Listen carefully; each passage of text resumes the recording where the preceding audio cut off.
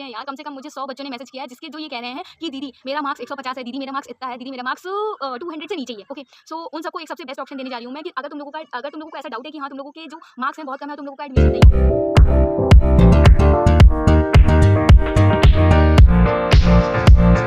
So here once again a very warm welcome. मैं प्रीति तुम लोगों का इस चैनल पे स्वागत करती हूँ। देखो, आज इस वीडियो का बनाने का सबसे पहला मोटो और महत्व मैं बताने जा रही हूँ कि देखो, तुम सबके सीयूईटी के रिजल्ट आ चुके हैं। ओके, सीयूईटी के रिजल्ट आ चुके हैं, तो अब तुम लोगों के दिमाग में एक ही डाउट होगा कि उस सीयूईटी का जो रिजल्ट है उसमें जो मेरे सबसे कम मार्क्स आए हैं, उस कम मार्क्स में से मैं अपना दिल्ली यूनिवर्सिटी जो मेरा ड्रीम कॉलेज है उसको कैसे पा सकता हूँ। अपना ड्रीम कॉलेज पाने के लिए तुम लोगों ने काउंसलिंग करनी है अब, ठीक है। सो मैं तुम सबको बता देना चाहती हूँ कि प्लीज़ घबराओ नहीं।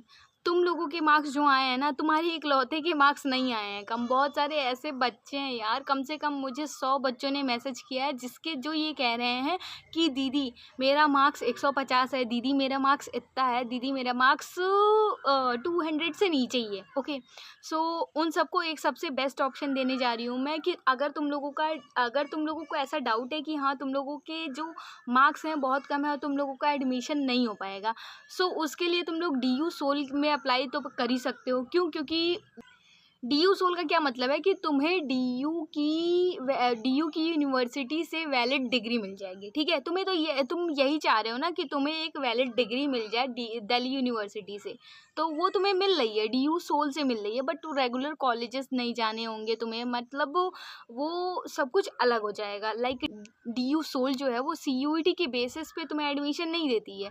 DU सोल एडमिशन देती है तुम्हारे 12th की मार्कशीट पे। इट्स मीन दैट कि मेरिट के बेसिस पे एडमिशन होते हैं, ठीक है।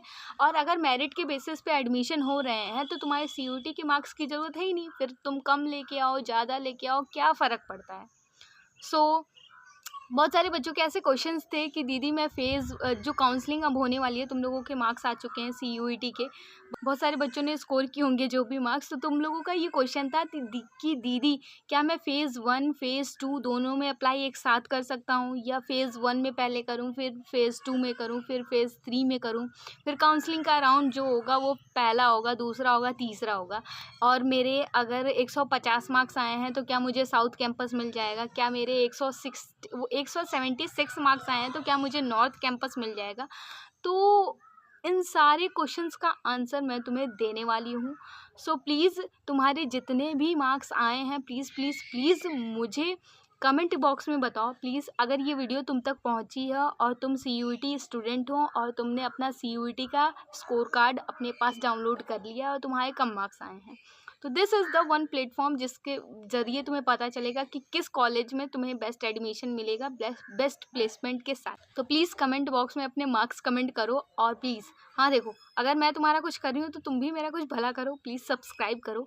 और जिन्होंने भी नहीं सब्सक्राइब किया है प्लीज़ पहले जल्दी से जाके सब्सक्राइब करो, तभी मैं उनका आंसर दूंगी तुम लोगों को कौन से बेस्ट कॉलेजेस मिलने हैं। लाइक मैंने भी CUET का एग्ज़ाम दे रखा है, तो मुझे सब पता है कि CUET किस तरीके से अपनी चालें चलती है बच्चों को गुमराह करने के लिए।